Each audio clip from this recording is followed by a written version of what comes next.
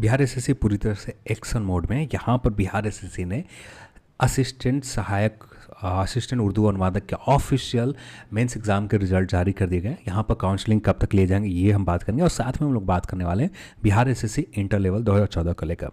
मैं हूँ अविनाश कुमार। चैनल पर आप नए हैं तो चैनल को सब्सक्राइब कर लें और इस वीडियो को आप अपने दोस्तों के साथ शेयर भी करें। अब आते हैं अपने अपडेट के ऊपर। तो यहाँ पर सबसे पहले काउंसलिंग डेट को लेकर बात करें तो काउंसलिंग अभी डेट अनाउंसमेंट नहीं की गई है। टोटल 1374 कैंडिडेट को सेलेक्ट किए गए, 1374 कैंडिडेट को सेलेक्ट किए गए काउंसलिंग के लिए। अब ये काउंसलिंग जहां तक आप उम्मीद कर सकते हैं मिड जुलाई से लेकर 20 जुलाई के आसपास ऑफिशियल अनाउंसमेंट हो जाएंगे कि किस डेट को आपको काउंसलिंग लिए जाएंगे और क्या क्या आपको डॉक्यूमेंट प्रोवाइड करवाने। ये सारी जानकारी आपको मिड जुलाई से लेकर 20 जुलाई के बीच में आपको ऑफिशियल जानकारी मिल जाएंगे। यहाँ पर 1374 कैंडिडेट को बहुत बहुत बधाई हो। फाइनली बहुत लंबे समय इंतज़ार करना पड़ा आप सभी को भी और यहाँ पर मेंस एग्ज़ाम के फाइनली रिज़ल्ट आ गए।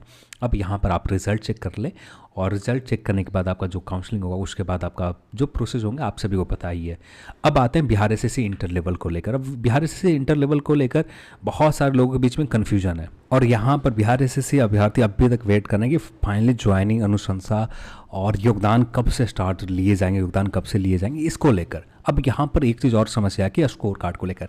अब इसी चीज़ को लेकर मैंने पिछले वीडियो में कहा था कि आयोग ने जितनी जल्दबाजी इस पैनल को बनाने के लिए किया था, सिर्फ इसी पैनल को बनाने में किया था और इस पैनल को बहुत जल्द जारी करने थे, इसलिए आपको बहुत जल्द यहाँ पर ये पैनल आपके सामने आ गए थे कि आपके कौन से पोस्ट मिल रहे हैं, क्या आपको मिला, कौन सा विभाग मिला, ये जानकारी आपका हो जाए, आप पूरी तरह से इंश्योर हो जाए कि हाँ मेरा सिलेक्शन हो गया है यहाँ पर। अब इसको लेकर बिहार एसएससी ने बहुत तेज़ी से काम किया और आपको ये पैनल लिस्ट दे दिया। अब बात आती है स्कोर कार्ड के लेकर। तो यहाँ पर स्कोर कार्ड में बहुत सारी जानकारियाँ ऐड करनी होती है। ये आपको जैसे यहाँ पर आपने जो रोल नंबर देखे, अब इसी पैनल को और मॉडिफाई किए जाएंगे और इसी एक्सेल सीट में जैसे कुछ लोगों ने ये बात कहा था एक्सेल सीट बना दिया जाए, इसके बाद यहाँ पर 5 मिनट में हो जाएंगे। भैया आप एक्सेल सीट में बैठ जाओ, आप खुद से बना लो और खुद से सारे विभागों को आप अलग कर दो और देन आप खुद से भेज दो, आपके ऊपर है। पर यहाँ पर बात करें तो यहाँ पर सभी कैंडिडेट की एक रॉ सेपरेट नए पैनल तैयार किए जाते हैं, एक्सेल सीट के ऊपर तैयार किए जाते हैं। यहाँ पर उनके स्कोर कार्ड कौन से रैंकिंग मिली है रैंकिंग के हिसाब से और साथ में ये जो पोस्ट है ना ये पोस्ट की जानकारी और किस कैटेगरी में आपने है ये भी जानकारी वहाँ पर स्कोर कार्ड के ऊपर दिखाए जाते हैं।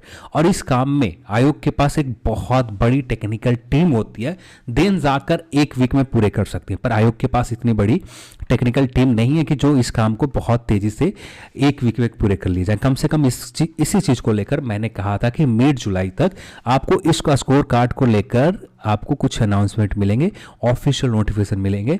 तो यहाँ पर आपको अभी भी इंतजार करने पड़ेंगे। मिड जुलाई से पहले ज़्यादा इंतजार नहीं होगा, यानी 15 जुलाई से पहले कुछ ना कुछ ऑफिशियल स्कोर कार्ड को लेकर ये जानकारी आ जाएंगे और इस यहाँ के बाद स्कोर कार्ड आते ही बिहार एसएससी के काम पूरी तरह से खत्म हो जाएंगे। अब यहाँ पर एक चीज़ और समझने की ज़रूरत है, बिहार एसएससी के पास कौन रिक्तियाँ भेजती है? विभाग भेजते हैं, ठीक है।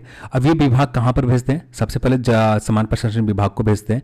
अब ये समान प्रशासन विभाग यहाँ पर मेन जो इम्पोर्टेंट रोल होता है यहाँ पर समान प्रशासन विभाग के ही होते हैं और समान प्रशासन विभाग के ऊपर ही है।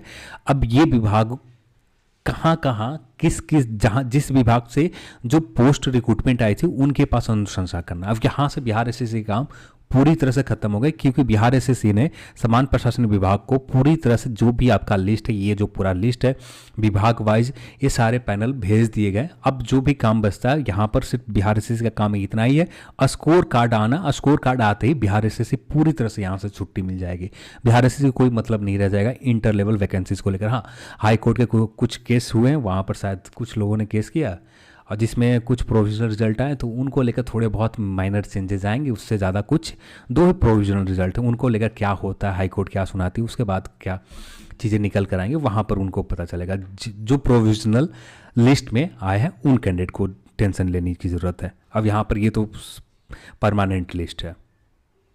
अब बात करते हैं समान प्रशासन विभाग किस तरह से काम करते हैं। समान प्रशासन विभाग किसी भी काम को जिस तरह से आप चाहते हैं कि 15 दिन में, 5 दिन में, 2 दिन में सारे विभाग अनुशंसा ले ले, सारे विभाग योगदान ले ले, ऐसा नहीं होता। जैसे बिहार पुलिस सब इंस्पेक्टर की देख लो, जब भी यहाँ पर फाइनल मेरिट लिस्ट आ जाते हैं, उसके बाद 2 से 3 मंथ इंतजार करने पड़ते हैं मेडिकल टेस्ट के लिए, डॉक्यूमेंट वेरिफिकेशन के लिए, एक बार और फिर से डॉक्यूमेंट वेरिफिकेशन और पुलिस वेरिफिकेशन होते हैं वहाँ के लिए।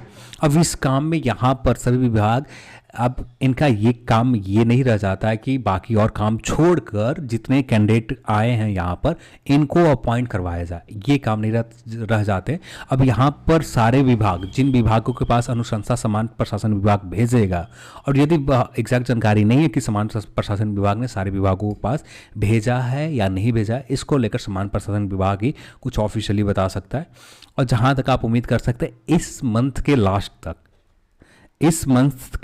लास्ट तक आपका हर जिन जिन विभागों के पास भेजे गए, और वहाँ से कुछ विभाग जिनको बहुत ज़्यादा ज़रूरत होंगी, हाँ, जो लोग के लिस्ट आए उनको अपॉइंट करवाने के, योगदान लेने के लिए, उन विभाग से बहुत तेज़ी में आपका मेडिकल, आपका जो पुलिस वेरिफिकेशन, आपका डॉक्यूमेंट वेरिफिकेशन, ये सब कुछ ले लिए जाएंगे।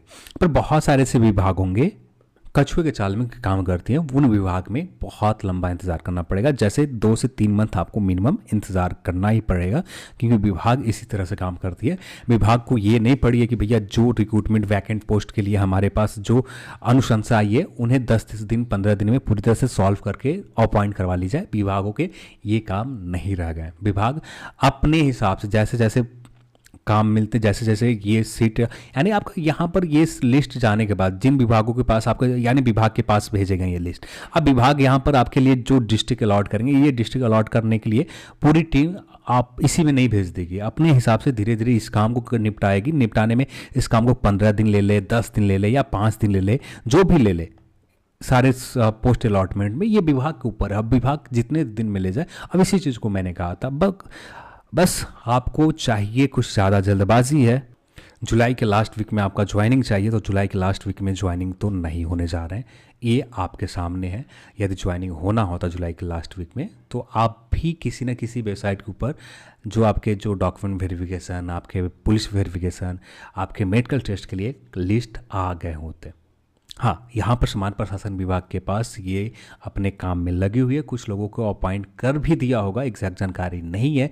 अब समान प्रशासन विभाग कितने दिन में इस काम को पूरा करती है और सारे विभागों के पास अनुशंसाएं भेजती है, अब सब कुछ है समान प्रशासन विभाग के ऊपर। समान प्रशासन विभाग जिस तरह से अपने काम को आगे बढ़ाती है, उसी हिसाब से आपका डॉक्यूमेंट वेरिफिकेशन, आपका अपॉइंटमेंट लेटर इशू होंगे। ठीक है, उम्मीद करता हूँ कि यहाँ से जो भी आपने कॉमेंट किए थे, उम्मीद करता हूँ काफ़ी हद तक आपके कमेंट को लेकर बहुत उसके लिए मैं बुरा नहीं मानता हूँ, आप कुछ भी बोले, मुझे मज़ा आता है। ठीक है, तो जो भी आपको करना है आप कर सकते हैं कमेंट, क्योंकि मेन मोटो होना चाहिए इंगेजमेंट आनी चाहिए, जो इंगेजमेंट आते हैं। चलिए ठीक है, बस यही कहूँगा, ज़्यादा दिन इंतज़ार नहीं करने पड़ेंगे। समान प्रशासन विभाग जितनी तेज़ी से काम करेगी उतनी तेज़ी से आपका सारे विभागों के पास अनुशंसा भेजेंगी।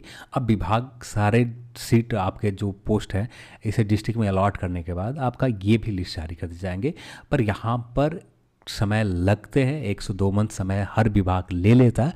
कि नहीं कि ऐसा नहीं है कि पूरे विभाग आपके पोस्ट अलॉटमेंट में ही कूद पड़ती है सारे काम छोड़कर, ऐसा कुछ नहीं होता। कुछ लोगों के अलॉट कर दिए जाते हैं कि आप भैया इसी काम पर लग जाओ, 1 वीक में पूरे करो या 15 दिन में पूरे करो, आप पूरा कर लो। अब आप खुद जानते हो कि जिन विभागों में दिए जाते हैं लोग किस तरह से काम करते हैं, और लोगों के ऊपर है, वहाँ पर बैठने वाले भी लोग ही हैं। अब वो आपके काम को किस तरह से ले चलते हैं, तेज़ी से ले चलते हैं तो आपको अपॉइंटमेंट बहुत जल्दी हो जाएगी। और वे स्लो मोशन में चलते हैं, कछुए के चाल में चलते हैं, तो आपको अपॉइंटमेंट में 2 से 3 मंथ लग जाएंगे। यही चीज़ मैंने कहा था उस वीडियो में कि अगस्त लास्ट आते आते अपॉइंटमेंट, यानी क्या कहा जाए, डॉक्यूमेंट वेरिफिकेशन हो जाएंगे, आपका मेडिकल टेस्ट बहुत सारे विभागों में हो जाएंगे, बहुत सारे विभाग में हो जाएंगे। जैसे समान प्रशासन विभाग तो कंफर्म मानो, जिनके भी समान प्रशासन विभाग है, ये इस मंथ के लास्ट होते होते आपका मेडिकल और साथ में ये सारी चीज़ें जो है इसका लिस्ट आ जाएंगे। फिर उसके बाद बात करें राजस्व कर्मचारी, ये भी इस मंथ के लास्ट में आ जाएंगे। और बात करें यहाँ पर पंचायत सचिव, ये भी इस मंथ के लास्ट में आ जाएंगे लिस्ट। ये 3 लिस्ट है ना, इस मंथ के लास्ट में आ जाएंगे। फिर जो पुलिस विभाग के रिक्रूटमेंट है, ये भी कम से कम 2 मंथ इंतजार करने पड़ेंगे, क्योंकि बिहार सब इंस्पेक्टर में, बिहार पुलिस कांस्टेबल में हम लोग देख रहे हैं वहाँ पर इतने समय, लंबे समय से ले लिए जाते हैं, 2 से 3 मंथ ले लिए जाते हैं। क्योंकि पूरे विभाग इसके आपको अपॉइंट कराने के लिए टूट नहीं पड़ती है, आप किसी एक को अलॉट कर दिए जाते हैं कि आप भैया इनको देख लो, कहाँ कहाँ अलॉट करना है इनको आप कर लो। अब ये एक या दो बंदे होते हैं, दो लोग इस अलॉटमेंट में काम लगते हैं, तो इस काम को बहुत स्लो मोशन में ले जाते हैं। बाकी अब आपके ऊपर है, जो समझना है आप समझ सकते हो, जो भी बोलना है उससे भी एक्सेप्ट करता हूँ। चलिए आज के इस वीडियो में इतना ही, और इस वीडियो को देखने के लिए आप सभी को बहुत बहुत धन्यवाद। जय हिंद।